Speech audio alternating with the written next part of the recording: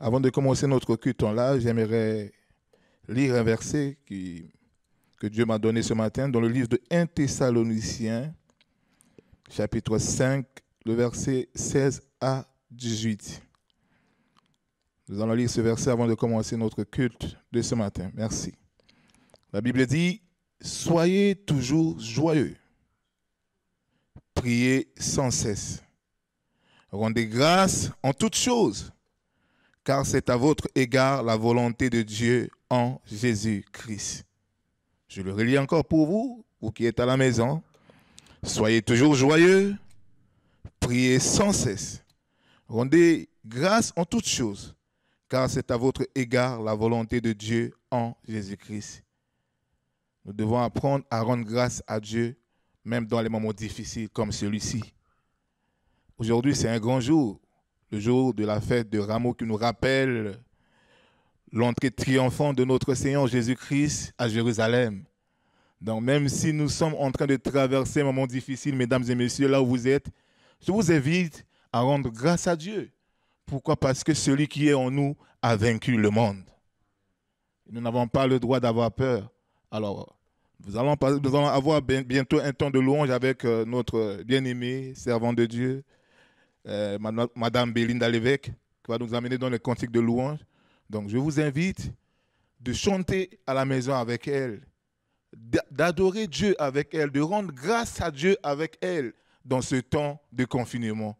Et après ce cantique, nous allons passer un beau temps avec notre pasteur qui viendra nous donner un beau message, je crois, que Dieu était avec lui toute cette semaine dans la préparation. Donc, restez connectés. C'est un dimanche extraordinaire que vous allez passer avec nous en live. Même si on n'est pas physiquement ensemble, mais je crois que c'est un dimanche extraordinaire de Rameau que vous allez passer ensemble avec nous au Centre chrétien Lumière et Vie. Soyez toujours joyeux. Nous allons prier avant de commencer. Seigneur, merci. Merci parce que dormir et se réveiller n'est pas une habitude, mais c'est une grâce. Même dans les moments difficiles, tu nous as promis de ne pas nous abandonner. Et nous croyons que tu es avec nous même dans nos maisons en confinement. Nous voulons, Père de gloire, Père de bonté, que tu sois au contrôle de ce culte, du début jusqu'à la fin. Marche avec nous comme Emmanuel et finis avec nous comme Oméga. Parce que ton nom, c'est Alpha et Oméga. Bénis chaque personne qui sera connectée. Au nom de Jésus, j'ai ainsi prié. Amen. Que Dieu vous bénisse. Passez un beau temps de louange avec notre sœur Belinda. Que Dieu vous bénisse.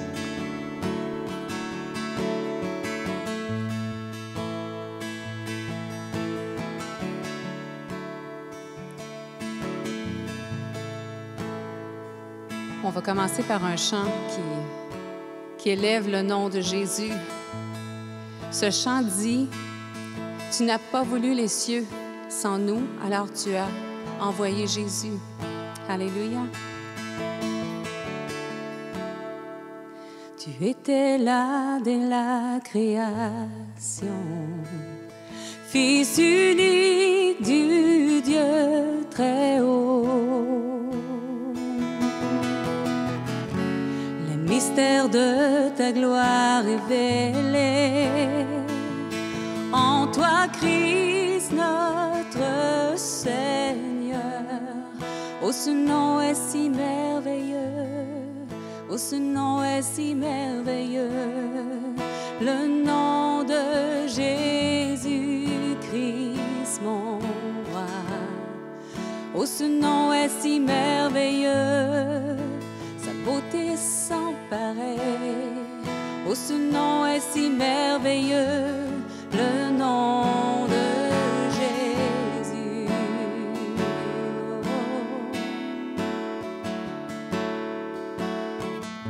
Tu n'as pas voulu les cieux sans nous. Alors Jésus, tu es venu.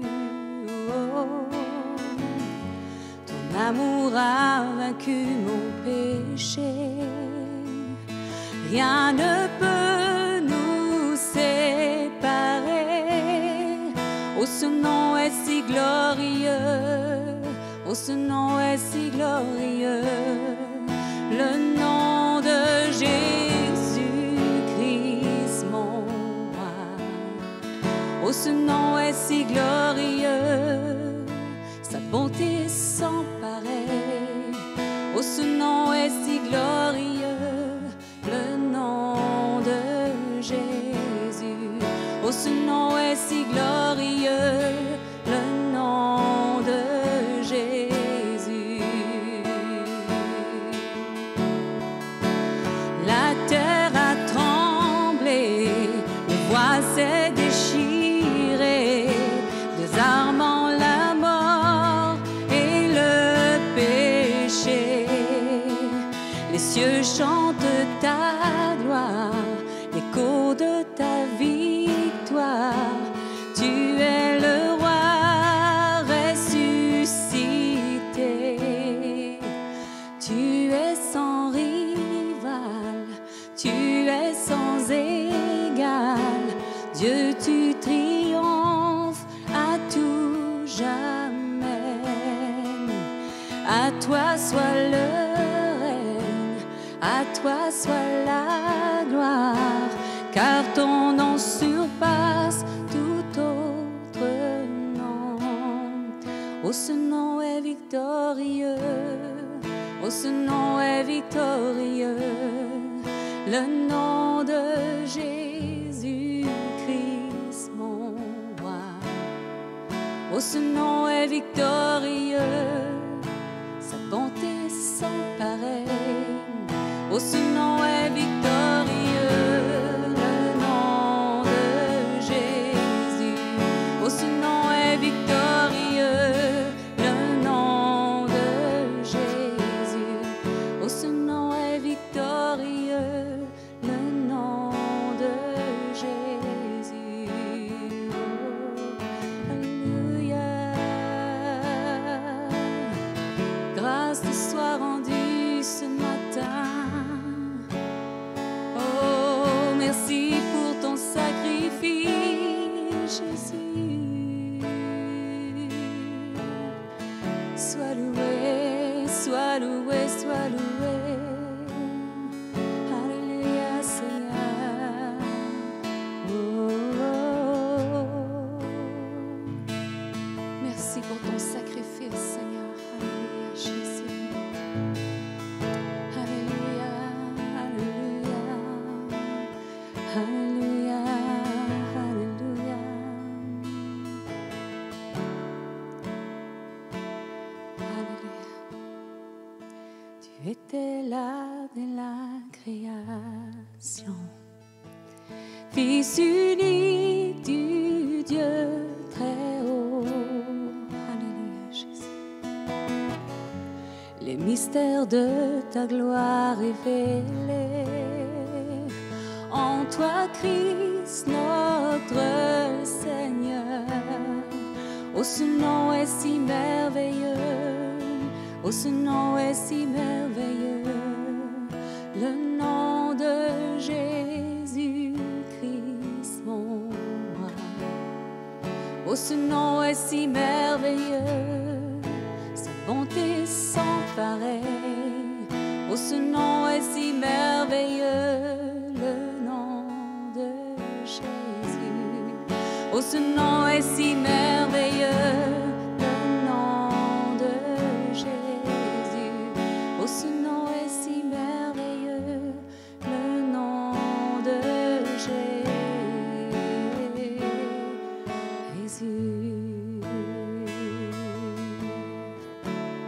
Alléluia, Seigneur.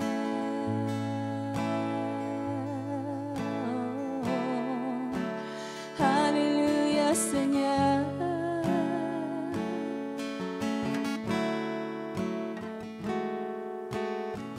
Alléluia, Seigneur Dieu. Tu es là malgré les circonstances. Tu ferais un chemin là où on ne voit rien, car tu tiens nos vies entre tes mains. Alléluia. Tu es là, présent parmi nous. Je t'adore, je t'adore. Tu es là, agissant parmi nous. Je t'adore, je t'adore. Tu es là, présent parmi nous. Je t'adore, je t'adore. Tu es là, agissant parmi nous.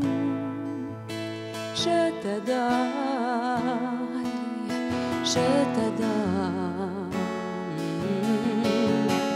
Tu ferais un chemin au Père des miracles, tu tiens tes promesses. Lumière dans les ténèbres, mon Dieu, c'est ce que tu es. Tu ferais un chemin au Père des miracles, tu tiens tes promesses. Lumière dans les ténèbres, mon Dieu, c'est ce que tu es. Tu es là, présent parmi nous. Je t'adore, je t'adore. Tu es là, tu restaures les cœurs brisés. Je t'adore, alléluia, je t'adore. Tu es là, présent parmi nous. Je t'adore, je t'adore.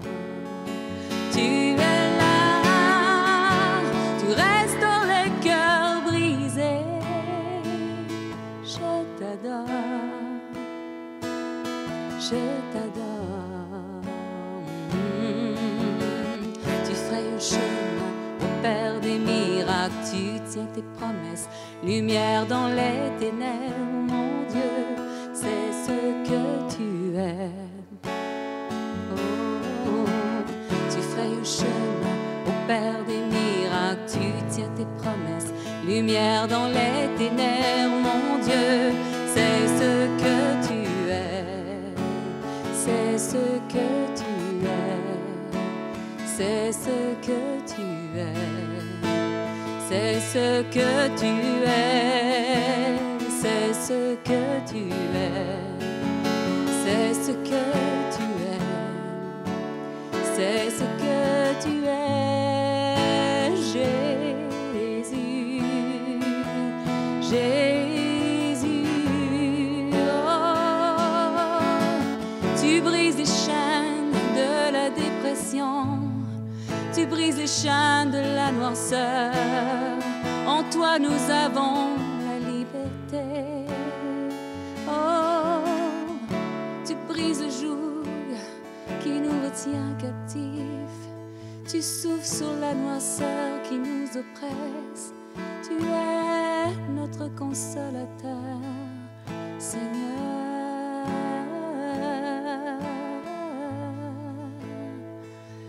Oh, nous t'adorons, oui nous t'adorons,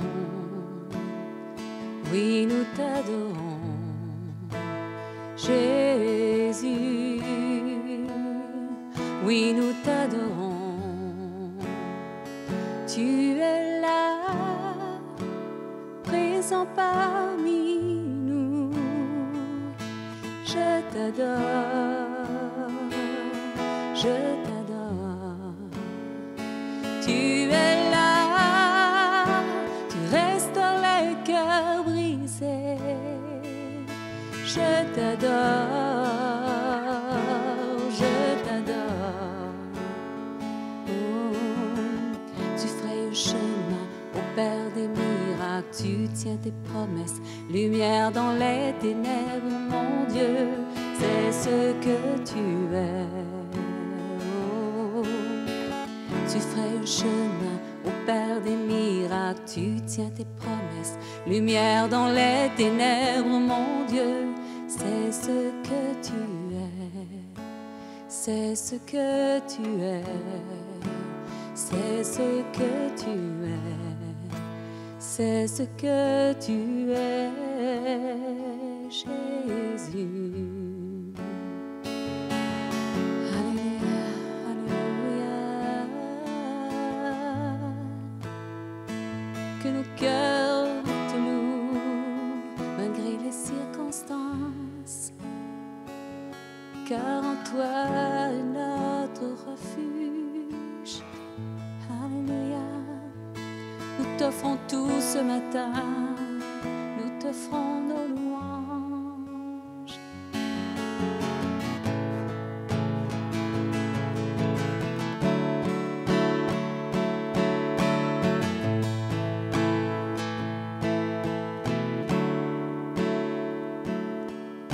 Je t'offre avec reconnaissance, alléluia, ce que je suis sans rien garder. Oh, je te donne ma vie avec reconnaissance, ce que je suis sans rien garder. Je viens contempler ta magnificence, te rendre grâce et t'adorer.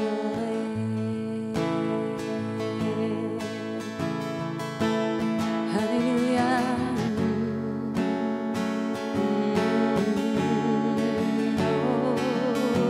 Je t'offre ma vie avec reconnaissance, ce que je suis sans rien garder.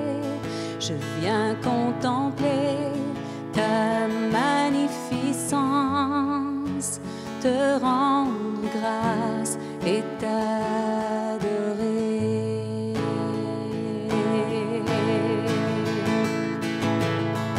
Souverain Seigneur, mon libérateur, oh, digne de gloire, saint et glorieux, précieux Fils de Dieu, oh, digne de gloire, divin créateur, maître de mon cœur, tu es digne de gloire. Je t'offre mon cœur avec reconnaissance, ce que je suis sans rien garder. Je viens contempler ta magnificence, te rendre grâce et t'adorer. Oh,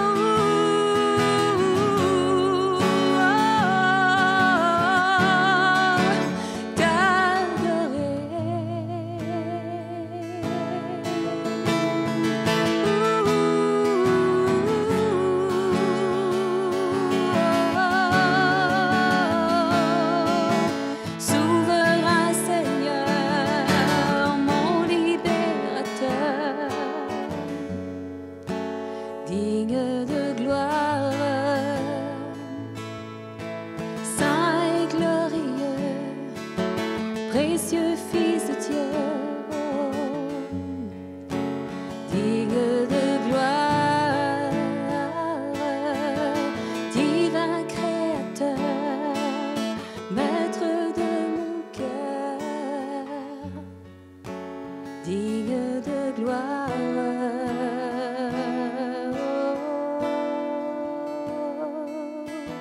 Je t'offre ma vie avec reconnaissance, ce que je suis sans rien garder. Je viens contempler ta magnificence, te rendre grâce et t'adorer.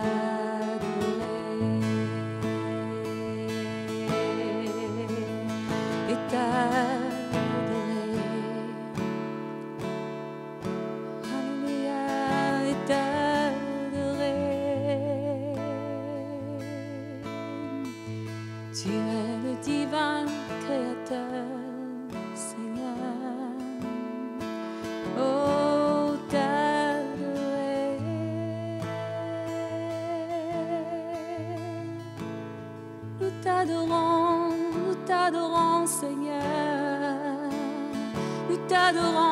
t'adorons, Seigneur.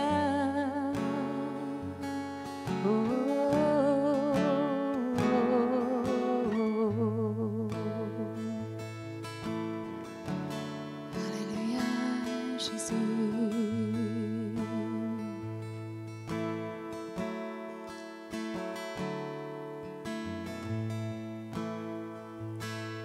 Alléluia, Seigneur.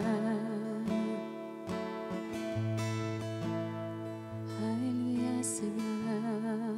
Captivé par ta présence,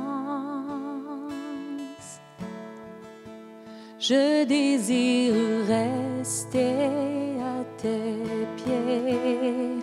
Captivé par ta sainte présence, je veux m'abandonner.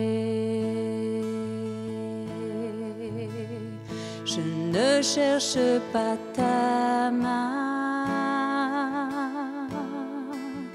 Tu ne me dois rien, tu m'as comblé.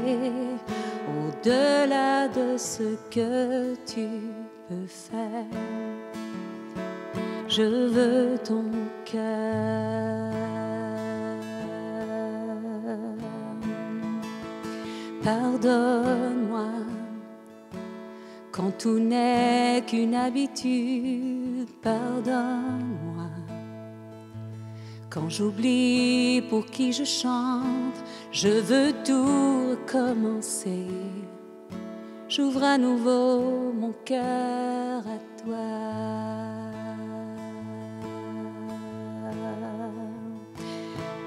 Pardonne-moi quand je ne pensais qu'à moi seul. Pardonne-moi quand j'oublie que pour qui je chante.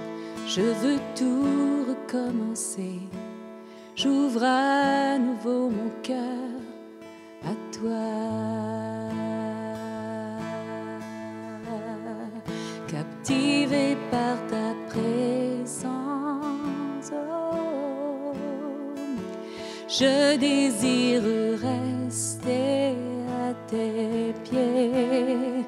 Captivé par ta sainte présence, je veux m'abandonner.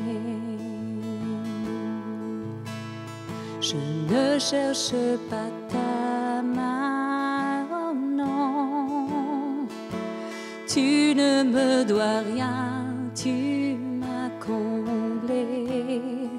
Au-delà de ce que tu peux faire, je veux ton cœur. Je veux ton cœur.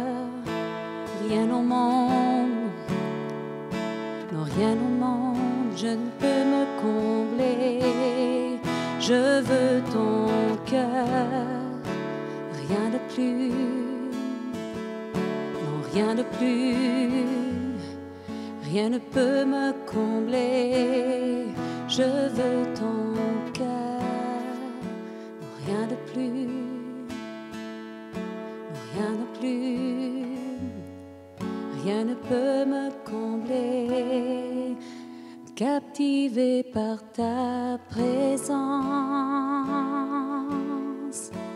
je désire rester à tes pieds. Captivé par ta sainte présence, je veux m'abandonner. Je veux m'abandonner.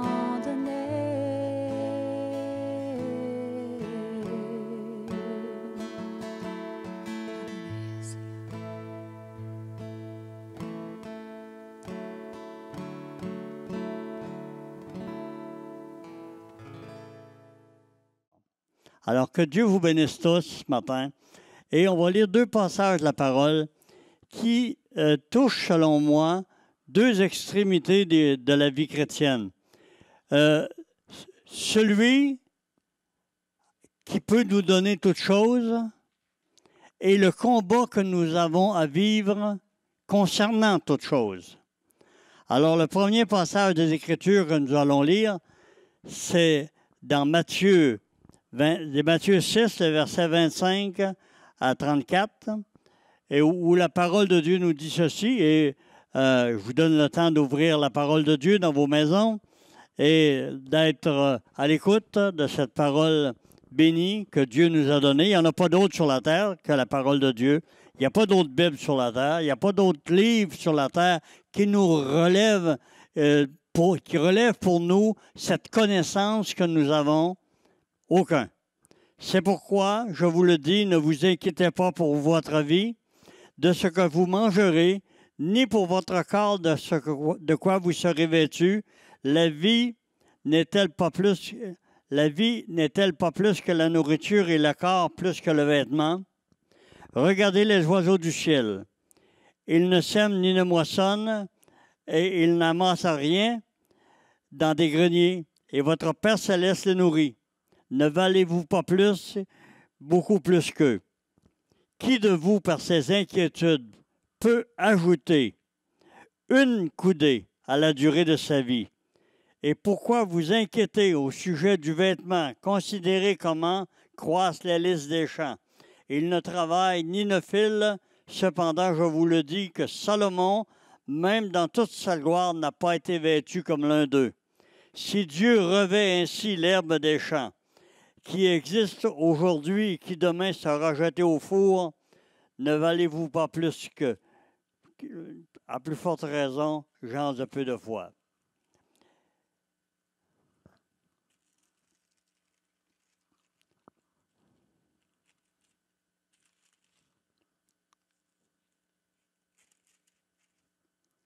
Ne vous inquiétez donc point et ne dites pas, que mangerons-nous, que boirons-nous, de quoi serons-nous vêtus?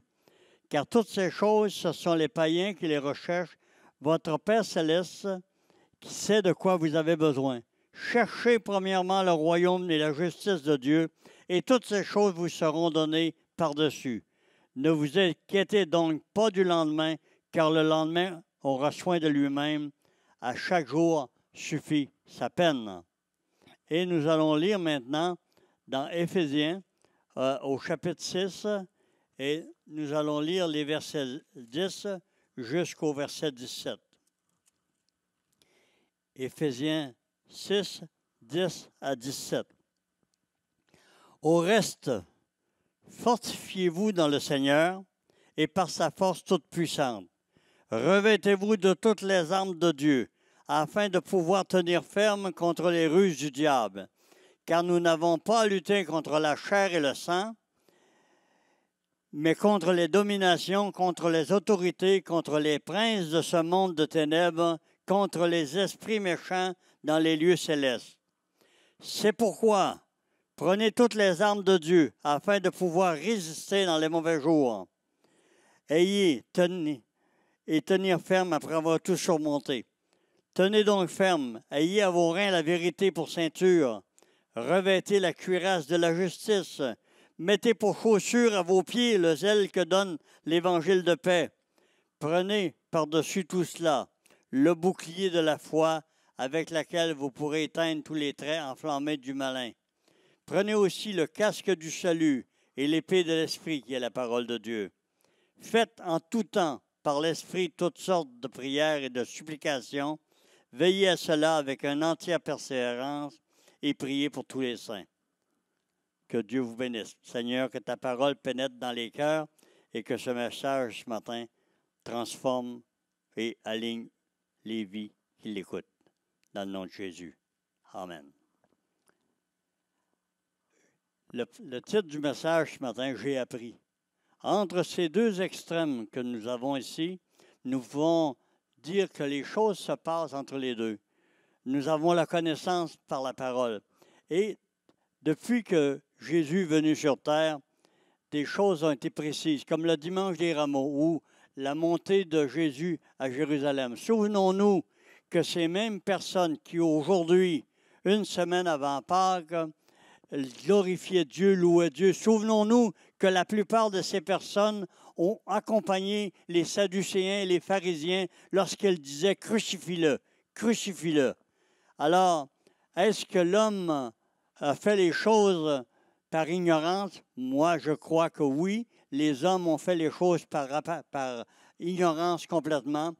Et s'ils avaient appris, ils n'auraient pas crucifié la parole de Dieu, nous le dit par la bouche de l'apôtre Paul dans 2 Corinthiens. Et j'ai appris. C'est ce que le croyant pourra toute sa vie pouvoir dire. J'ai appris et c'est la raison pour laquelle je fais. J'ai appris, c'est la raison pour laquelle je dis. J'ai appris, c'est la raison pour laquelle je peux aligner les choses de la vie. Mais avant de comprendre, je devais comprendre que je n'avais aucun autre choix. Tout comme un enfant à qui tu présentes un manuel d'études, son maître et lui savent qu'il n'arrivera pas au bout s'il ne reconnaît pas tout d'abord qu'il est un enfant et qu'il ne connaît rien et qu'il doit commencer par l'ABC et 1, 2, 3.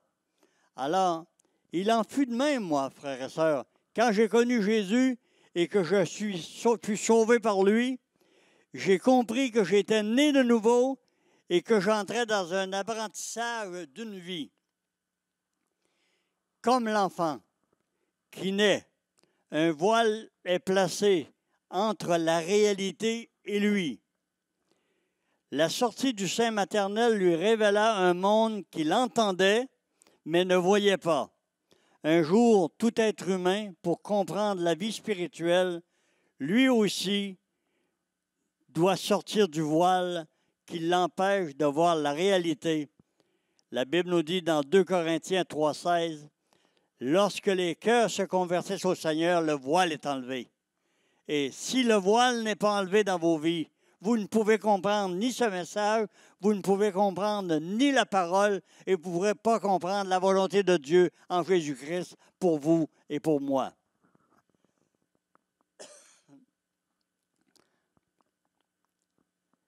Les versets suivants nous font voir un monde inconnu mais non visible. Or, le Seigneur, c'est l'Esprit, et là où est l'Esprit du Seigneur, là est la liberté. Nous tous qui, le visage découvert, contemplons comme dans un miroir la gloire du Seigneur, nous sommes transformés en la même image de gloire en gloire, comme le Seigneur, c'est l'Esprit. C'est des choses qu'on ne pouvait voir. Lorsque nos yeux s'ouvrent, nous comprenons ces choses. Nous pouvons voir, avec l'aide du Saint-Esprit, toute la grandeur des choses de Dieu, toute la beauté des choses de Dieu et tout ce qui est magnifique. Il nous le révèle. Enfant de Dieu, ne cherche pas toujours à vouloir ce que tu ne peux prendre. Vis en confiance dans la connaissance de la parole de ton Dieu. Vis en confiance dans la connaissance de la parole de ton Dieu. Reçois un précieux conseil que l'apôtre Paul a donné un jour et sous l'inspiration du Saint-Esprit dans 1 Corinthiens 3, les versets 1 à 3. Lorsqu'il voit la conduite de plusieurs, il leur dit, « Pour moi, frères, ce n'est pas comme à des hommes spirituels que j'ai pu vous parler, mais comme à des hommes charnels, comme à des enfants en Christ. Je vous ai donné du lait, non de la nourriture solide, car vous ne pouviez pas le supporter et vous ne pouvez pas le supporter même à présent, parce que vous êtes encore charnels. En effet, puisqu'il y a parmi vous encore de la jalousie, des disputes, et on pourrait mettre tout ce que nous vivons et que nous connaissons, n'êtes-vous pas charnels et ne marchez-vous pas selon l'homme? » La parole de Dieu, frères et sœurs, chers amis, ce matin, c'est quelque chose que nous devons apprendre à connaître. Comme l'enfant né de sa mère, l'enfant né spirituellement doit comprendre. Pourquoi avons-nous besoin de grandir et de connaître Christ? Pourquoi? Afin d'être sauvés. Christ aussi a besoin de moi. Il a besoin de moi pour se faire connaître aux hommes. c'est par la bouche de l'homme, c'est par le travail de l'homme qui marche avec lui, par l'homme et la femme sauvés, nés de nouveau, l'homme et la femme qui se donnent à l'œuvre que Jésus peut faire ce que le Père lui a envoyé faire, continuer à sauver dans l'humanité. Dieu n'a pas créé l'homme pour en faire une parure, mais un ami, quelqu'un pour cultiver et garder le jardin, premièrement. Lisez ça dans Genèse 3,15 et vous allez voir que Dieu ne nous a pas appelés à la fainéance spirituelle ou à la fainéance physique. Il nous a appelés à un labeur qui glorifiait son nom et qui amenait l'humanité vers la gloire. Mais nous connaissons la suite. La chute a empêché que la chose se réalise telle qu'elle. Mais Dieu avait un plan pour satisfaire son amour, sa paix, sa justice, Jésus-Christ.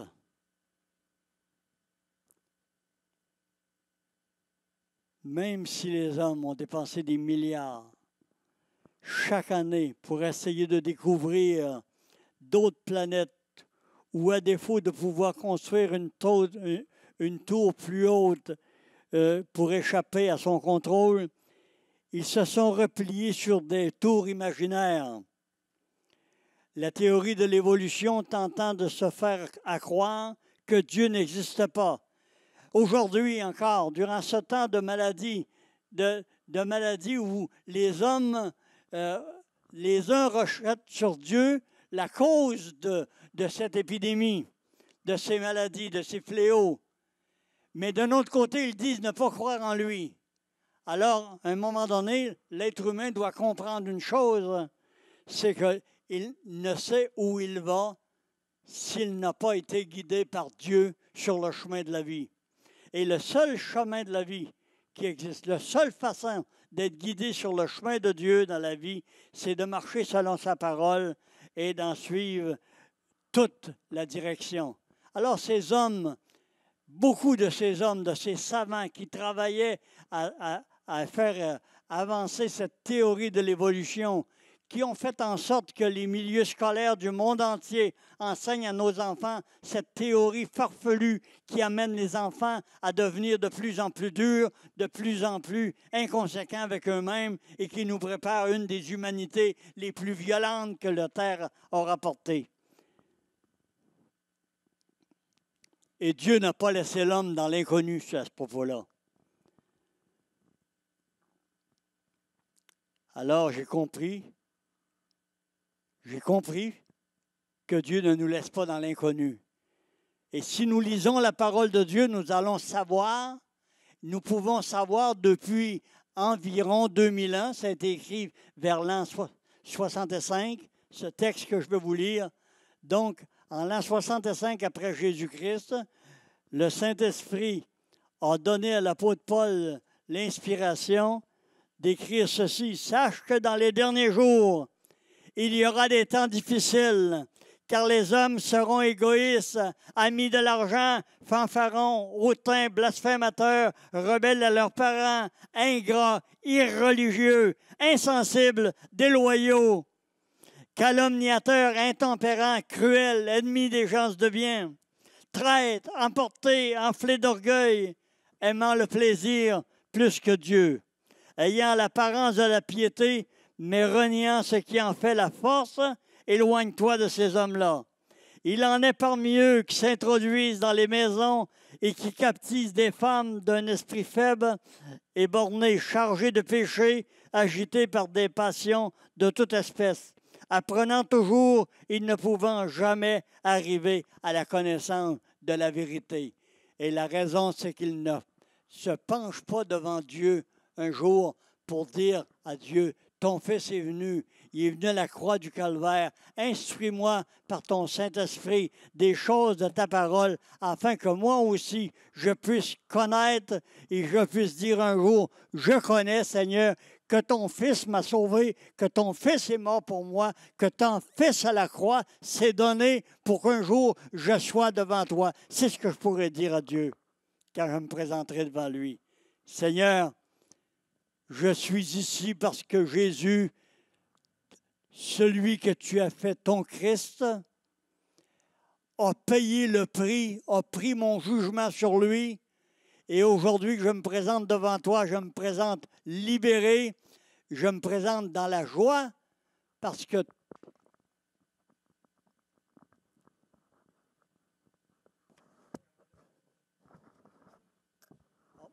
excusez-moi, un petit détail technique.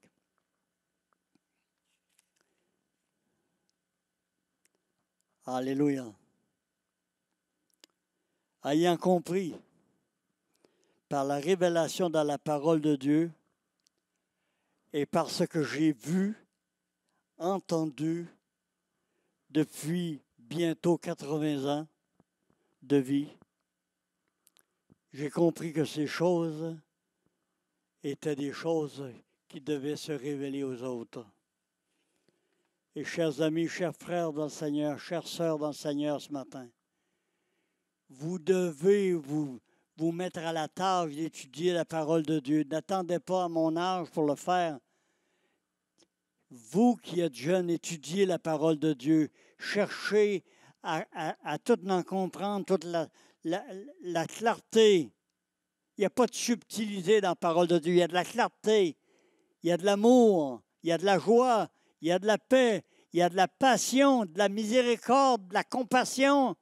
Toutes ces choses que nous pouvons mettre comme verbe d'action ou de mots d'action dans la vie, la parole de Dieu nous en parle, nous les révèle et nous suggère la façon de vivre. Ayant compris par la révélation de la parole et parce que j'ai vu et entendu durant bientôt 80 ans de vie, étant né un an après le début de la guerre 39-45, eh bien, j'ai été un homme qui a toujours aimé étudier ce qui s'est passé avant ces guerres. J'étais un homme d'histoire, un homme qui étudiait, qui aimait étudier l'histoire. Et avant la première guerre de 14-18, avant la guerre 39-45, entre les deux, il y a 25 ans. Et quand je regarde, quand j'ai étudié, quand j'ai lu des livres, des documentaires, quand j'ai vu toutes ces choses, j'ai vu ce qu'était l'être humain à cette époque. Et aujourd'hui, lorsque je regarde à l'époque dans laquelle nous vivons, eh bien, je peux vous dire une chose, je suis convaincu que si les hommes, par 2 fois, en 25 ans de distance, ont pu faire 2 guerres qui ont tué des millions et des millions d'êtres humains, des centaines de millions même d'êtres humains, dans des combats atroces, eh bien, les hommes se préparent aussi. Mais celle-là, pour nous qui connaissons la parole de Dieu, pour nous les enfants de Dieu, eh bien, nous savons que la situation actuelle dans le monde est la situation qui nous amène directement vers cette 3e guerre mondiale, celle dont la parole de Dieu nous a pas caché l'existence et qui nous est révélée dans Apocalypse 19, les versets 13 à 18. Et j'ai compris. J'ai compris encore une fois en lisant la parole.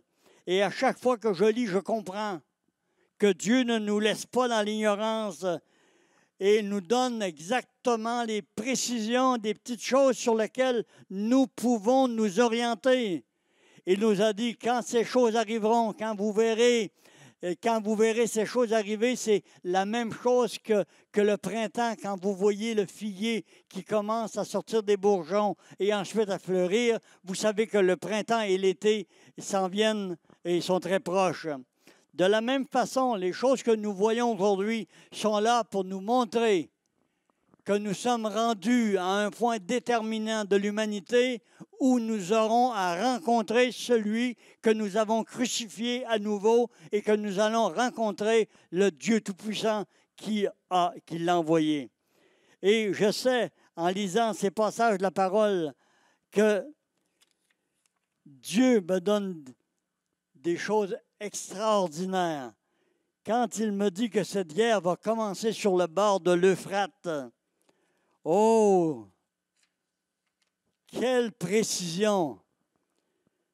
Et vous lirez ce passage des Écritures dans Apocalypse 9, les versets 13 à 18. Regardez ces pays qui sont sur le bord de l'Euphrate présentement. Regardez tous ces pays qui participent à la guerre dans cette région. Vous verrez, à partir de la Turquie dans le nord, dans les montagnes, vous allez passer par la Syrie, vous allez descendre en Irak et vous allez vous ramasser dans le Golfe face à l'Iran en bas, à côté du Koweït. Et dans ces pays-là, actuellement, se trouvent tous les pays de l'OTAN, se trouve la Russie, se trouve l'Iran, se trouve un nombre incroyable de militaires, de toutes sortes de pensées, de toutes sortes de forces qui se préparent pour un combat.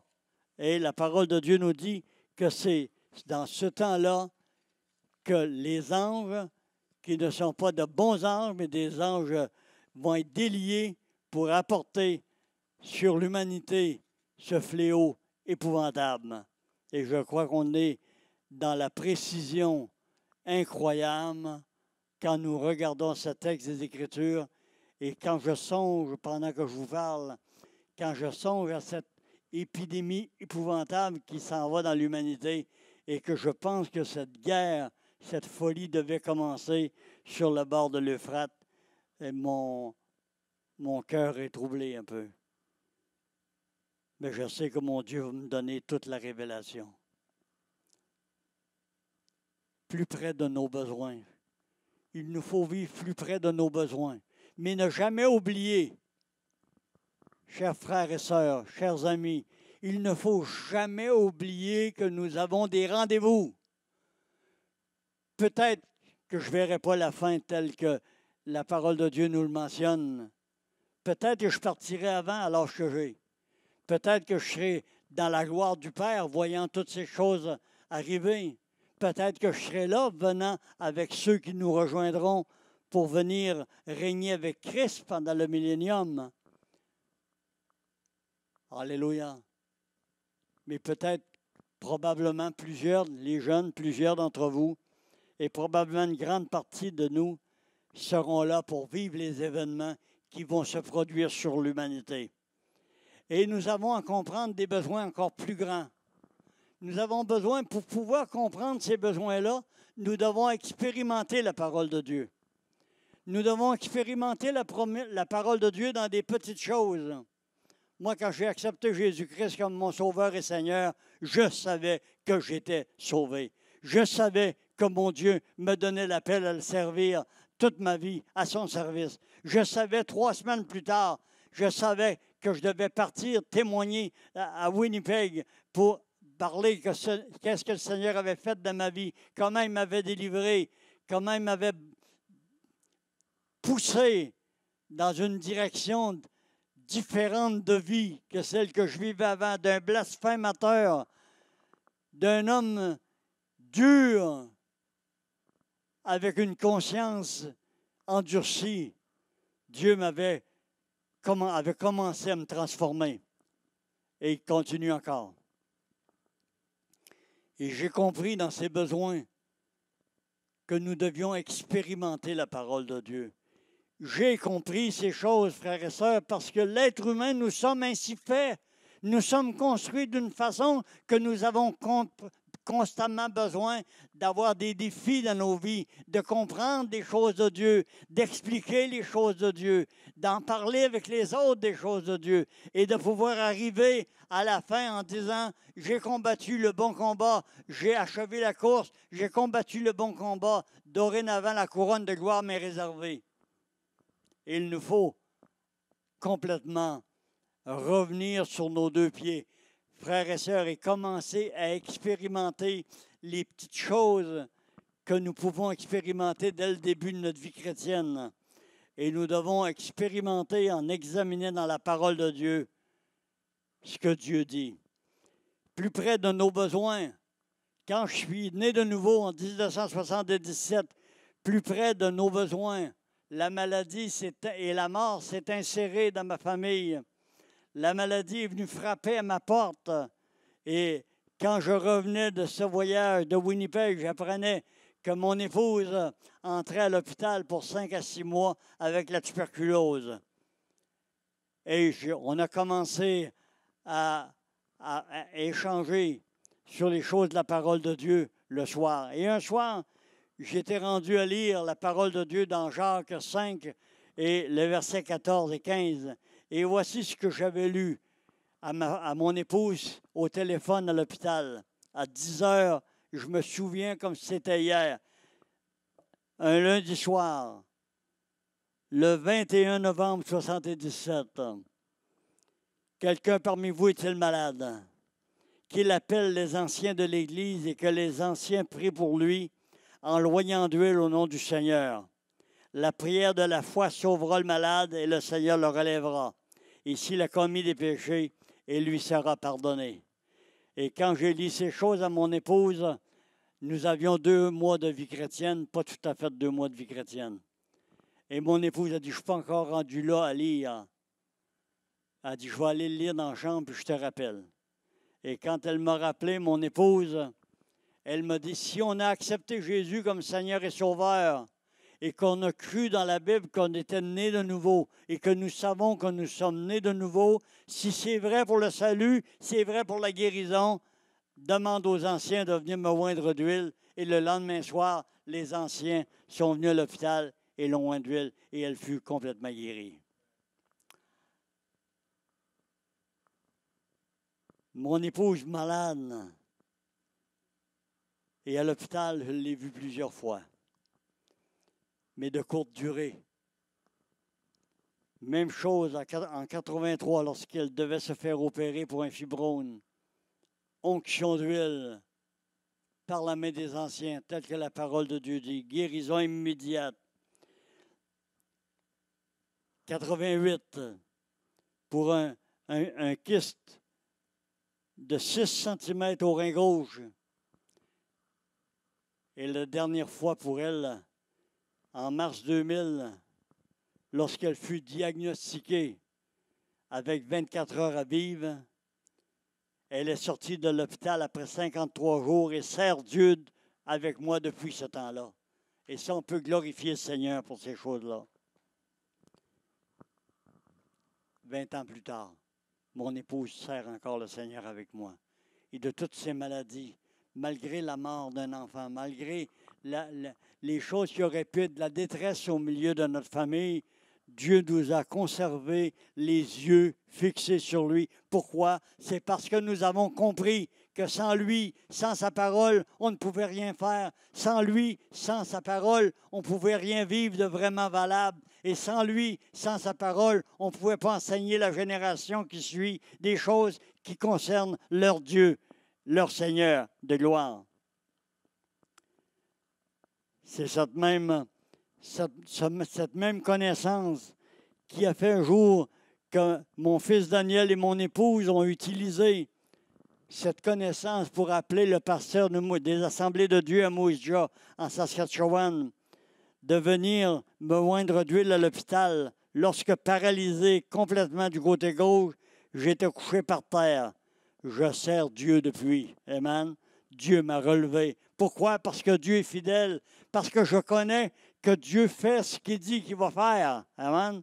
Et s'il le fait dans les petites choses, il va le faire dans les grandes choses. Ce qu'il a dit dans le début de l'humanité, il le dit. Et ce qu'il dit pour la fin de l'humanité va se réaliser aussi bien que ce qu'il dit dans la parole lorsqu'il dit « Faites-vous oindre d'huile pour être guéri. » Amen. Connaissant, alléluia, connaissant son tour par la parole et l'expérience, une dame est venue, est-ce que j'en passe une là?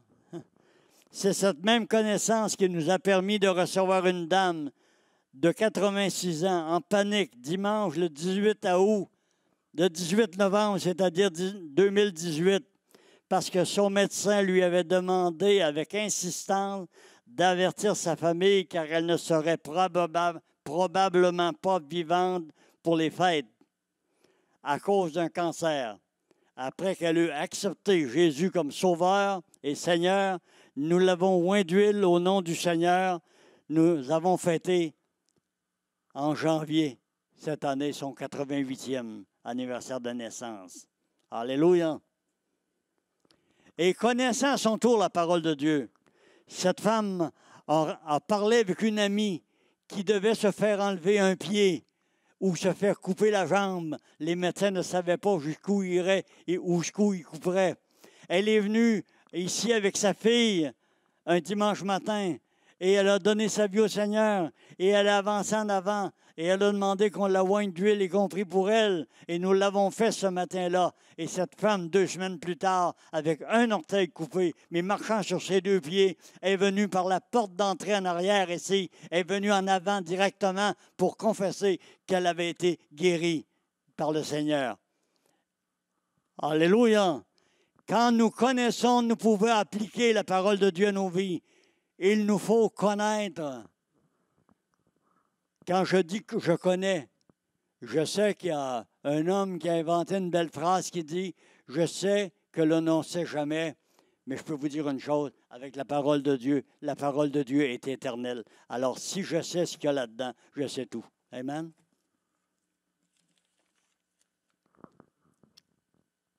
J'ai compris, parce que j'ai appris que Dieu est vivant et que ce qu'il dit peut être expérimenté par la foi.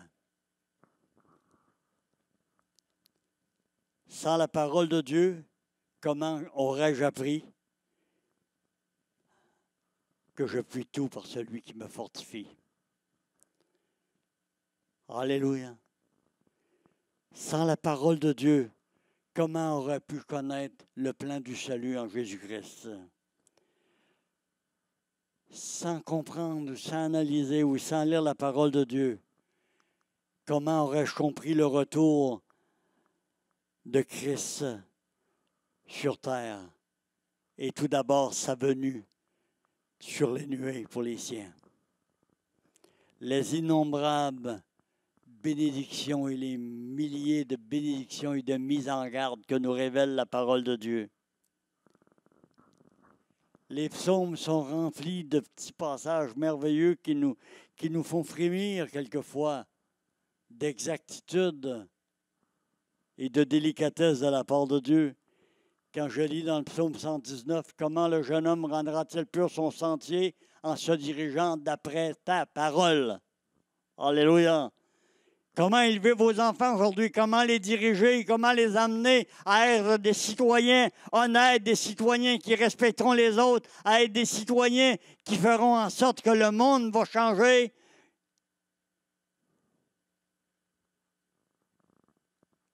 En les enseignant selon sa parole. Il n'y a pas d'autre façon de faire. Même si nous connaissons qu'un jour il y aura une fin, nous savons une chose que le Seigneur nous demande dans la parole, de vivre comme s'il revenait dans 1000 ans, mais d'être prêt comme s'il revenait aujourd'hui. Alléluia! La foi vient de ce qu'on entend, frères, chers amis. Si ce qu'on entend vient de la parole de Christ. Ça ne peut pas être plus clair. Si ça vient de la parole de Christ. Est-ce que c'est Christ qui remplit nos vies ce matin? Est-ce que c'est sa parole qui nous guide? Nous voulons tous recevoir des enseignements qui vont nous chercher le cœur et qui nous font changer. Mais la parole est là pour nous les donner, ces petits tremblements de cœur. La parole est là pour nous donner ces hauts le cœur de nos propres actions, de nos propres paroles. La parole est pleine. Si vous désirez du steak de la parole de Dieu, la parole est là pour vous le donner, de la nourriture solide par laquelle vous pourrez grandir. Mais n'ayez pas toujours à attendre pour les autres de vous la donner. Plongez dans la parole de Dieu, allez dans la parole de Dieu. La parole est là, elle vous attend chaque jour. Vous ne puisez pas à sa nourriture. Et quand arrive quelque chose, vous êtes pris à l'imprévu. et vous dites « Ah, je ne connaissais pas.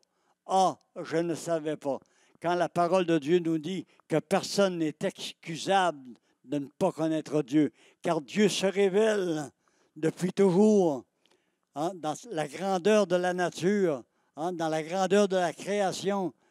Sa sagesse se voit comme à l'œil nu quand on le considère dans ses ouvrages. Sommes-nous des hommes et des femmes qui avons un cœur pour connaître? Si nous avons un cœur pour connaître, nous allons connaître à fond celui qui dit « Je suis celui qui est ». Alléluia! Dieu se révèle. Il se révèle aussi bien au dernier jeune qui prend la Bible dans les mains, qui s'est révélé à Moïse sur la montagne. Quand il a dit, tu leur diras, je suis celui qui dit, je suis. Mais celui qui dit, je suis, est toujours aujourd'hui pour vous dire qu'il est le même et qu'il veut vous enseigner de sa parole, qu'il veut vous conduire par son esprit et qu'il veut vous amener dans des moments d'exaltation au milieu de la pourriture humaine, de la folie humaine. Dieu vous aime. Avez-vous compris? Dieu vous aime au point d'offrir son propre Fils pour votre propre salut. Il vous aime. Il vous prépare des choses merveilleuses. Chaque enfant de Dieu est appelé à vivre, non pas comme la queue, mais comme la tête, frères et sœurs. On est appelé à de grandes choses. On n'est pas appelé à des petites choses. On ne doit pas viser à être toujours à la remorque d'entendre des autres ce que nous devons faire. Nous devons être en avant et connaître de Dieu ce que Dieu désire que nous fassions. Nous sommes ses enfants.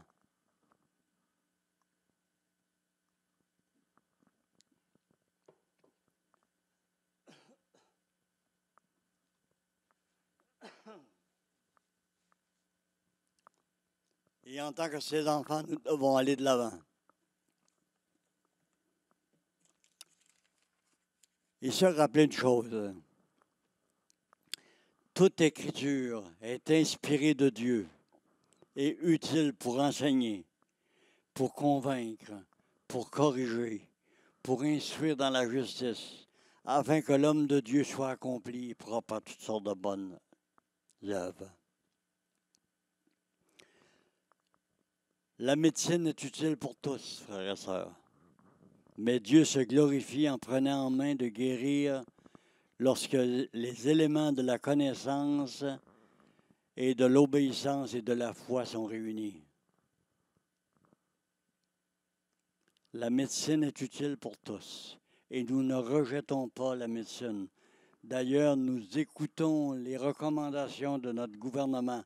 Nous écoutons la recommandation des divers médecins qui nous disent comment se préserver des maladies qui passent actuellement. La médecine est utile pour tous, mais Dieu se glorifie en prenant en main de guérir lorsque les éléments de la connaissance, de l'obéissance et de la foi sont réunis. Amen. Sommes-nous désireux de connaître? C'est la grande question que nous devons nous poser aujourd'hui. Sommes-nous désireux de connaître? Voulons-nous apprendre?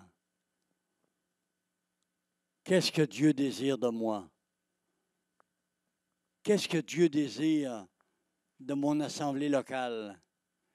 Qu'est-ce que Dieu désire des croyants de ma région? Qu'est-ce que Dieu désire des croyants du monde entier? Il désire voir son peuple debout, connaissant comment se comporter devant ces fléaux qui vont assaillir l'humanité de plus en plus fortement jusqu'à la fin. Car la parole de Dieu nous dit que la terre actuellement souffre elle-même les douleurs de l'enfantement en attendant la révélation des fils de Dieu. Et nous savons que l'enfantement se fait quand les douleurs sont à leur terme, quand les les douleurs de la femme sont à son terme, elle accouche. Et que ces douleurs sont de plus en plus fortes jusqu'à ce qu'elle soit être prête pour que l'enfant arrive. Nous devons nous aussi comprendre dans ces choses que Dieu a voulu nous enseigner. Ce n'est pas un temps pour regarder en arrière. C'est un temps pour regarder en avant. Beaucoup me parlent du bon vieux temps. Mais dans le bon vieux temps, si vous me parlez du bon vieux temps des 100 dernières années, il y a eu la guerre des Boers, il y a eu la guerre 14-18, il y a eu la guerre 39-45, il y a eu le typhus, il y a eu la grippe espagnole, il y a eu toutes sortes de fléaux et de maladies qui ont frappé l'humanité. Et entre ces différentes guerres, des petites guerres entre pays, il y en a eu des centaines. Alors, parlez-moi pas du bon vieux temps, parlez-moi du temps futur qui va être merveilleux si vous prenez la peine de regarder à Dieu. Regardez à la parole de Dieu, regardez à Dieu, priez, prenez contact avec Dieu. Prenez contact avec Dieu.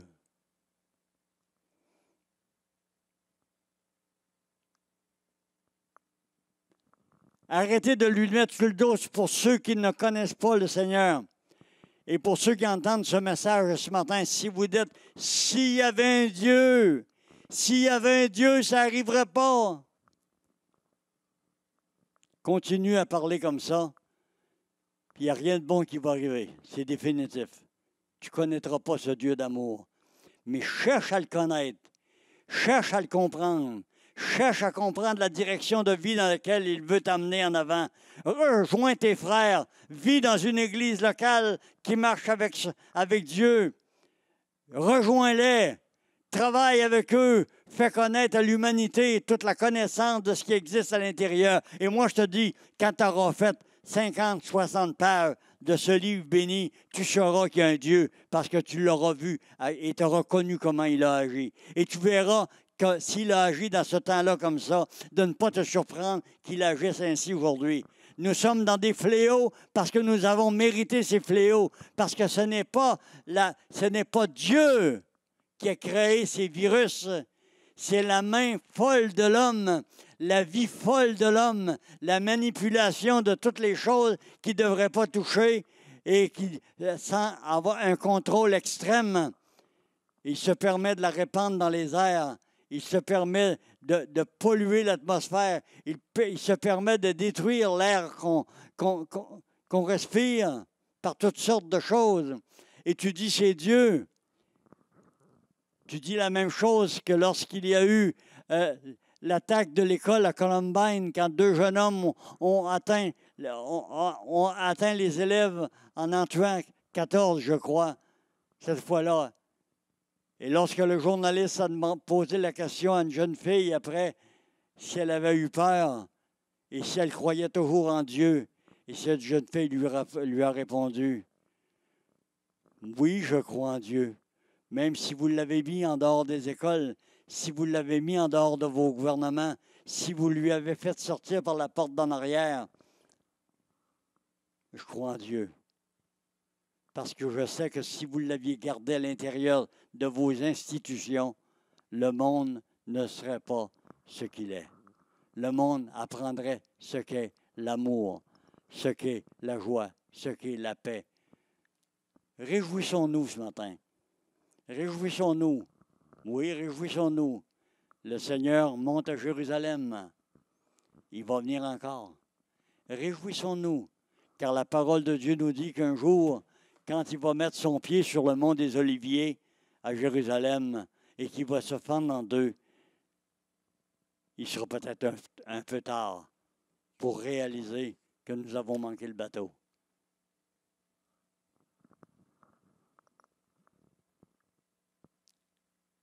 Frères et sœurs, chers amis, il n'y a pas de salut sans repentance. Il n'y a pas de vie agréable sans le secours de Dieu. Prenons ces temps, ces temps de confinement, ces temps où nous sommes arrêtés, ces temps pour... Si vous avez manqué de temps pour lire la parole de Dieu, le Seigneur vous en a donné là. J'ai pas... Comment de milliers de fois j'ai entendu des croyants dire « Oh, tu sais, moi, pasteur, j'ai pas le temps. Je me lève le matin, je m'en vais travailler, j'ai pas le temps. J'arrive le soir, je suis fatigué, j'ai pas le temps. Au dîner, j'ai pas le temps. » Tu as le temps, là. Ça fait 3 semaines qu'on a le temps maintenant, là. Et probablement que ça va continuer encore un bout. Alors, prends ce temps que ton Dieu te donne, mets ton nez dans ta parole, regarde, plonge ton regard dans la lecture de la parole de Dieu et apprends à marcher avec lui d'une manière à pouvoir vivre dans ce temps difficile pour le monde, ce temps de difficulté. Tu vas vivre à travers ça, non pas en disant « je m'en fous ». Non, on ne peut pas. On peut voir. Il n'y a personne d'entre nous, je ne crois pas qu'il y ait un croyant qui dit « je m'en fous ». Ceux qui croient en Dieu, qui croient en Jésus-Christ, qui l'ont accepté comme Seigneur et Sauveur, ont de la compassion pour ceux qui souffrent. Et nous avons de la compassion pour ceux qui souffrent. Mais nous savons que ce sont des temps où nous devons réfléchir, des temps donnés à l'humanité sur ses propres conséquences, de ses propres actions qui font en sorte que les fléaux frappent. Si Dieu, oui, Dieu le permet, que l'homme agisse ainsi. Oui, Dieu le permet. Mais ce n'est pas Dieu qui a conçu ces choses-là. C'est conçu par le diable au fond de l'enfer. Parce que la maladie et la mort ne viennent pas de Dieu. La maladie et la mort sont des choses qui sont venues par Satan. Dieu nous a donné la vie. Et en plus de nous donner la vie une première fois, il nous la donne en Jésus-Christ une deuxième fois. Et celle-là, personne ne pourra nous l'enlever. Elle est pour l'éternité. Aujourd'hui, prenons le temps d'examiner. Prenons le temps d'examiner. Est-ce que j'ai le zèle pour la parole du Seigneur? Est-ce que j'ai du zèle? Est-ce que j'ai le goût de lire sa parole? Si tu n'as pas le goût de lire sa parole, prie, mon ami. Prie, ma soeur.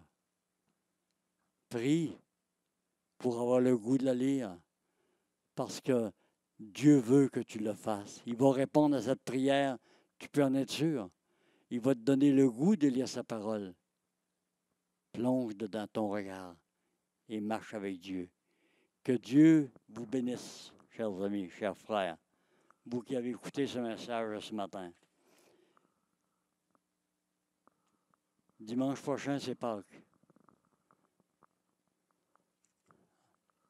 C'est la plus belle fête de l'année. C'est la fête de la vie. Mais rappelons-nous une chose dès aujourd'hui, que celui que Pâques nous révèle comme étant toujours vivant est vivant aujourd'hui. Il est vivant pour t'écouter, il est vivant pour m'écouter, il est vivant pour te bénir, il est vivant pour me bénir. Il est toujours, toujours, toujours le même Seigneur. Que Dieu vous bénisse, chers amis.